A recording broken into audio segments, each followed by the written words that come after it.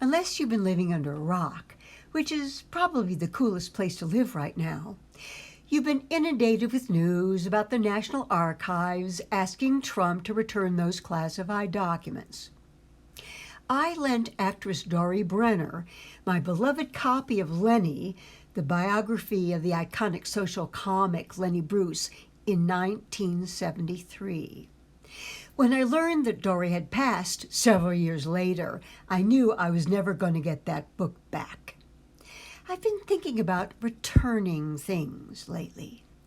Legions of museums and some collectors are seemingly vomiting up looted artifacts to be returned to the plundered countries of origin. Art confiscated by the Nazis is being returned to rightful Jewish families. When I owned a retail business upstate New York, I would cringe when a customer came into the shop with a crumpled bag because it meant I was going to have to absorb a return against the day's grosses. When I was a manager at the Pottery Barn in Lincoln Center, their policy was to accept any return, no matter how old or nasty the item was, without question. Once, in a baby throw-up crisis, the babysitting granny next door to me borrowed my Cleveland is the Plum t-shirt. She never remembered to return it, and I never forgot. Did I mention she was the mayor of our small village? Which reminds me of Polonius's famous Hamlet quote, "Neither a borrower nor a lender be, unless you're a scammy American bank."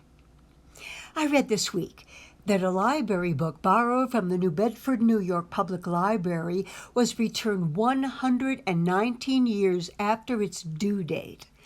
The book was an elementary treatise on electricity. I guess the borrower was a slow reader. The most preposterous return story I know of belongs to my downstairs neighbor's father, who once returned the remains of a bag of M&Ms because he found one empty M&M. Do you know the phrase "many happy returns" from birthday cards of old? Wikipedia says that expression, in use since the 19th century, wishes that the happy day be celebrated many more times. Those are the kinds of returns you want, many happy returns, like going back to Paris, or the El Pinto restaurant, or many happy returns to my pink wrought iron bed with Pottery Barn sheets and pillowcases. This is Elena Warren Zachary with my senior moment, many happy returns.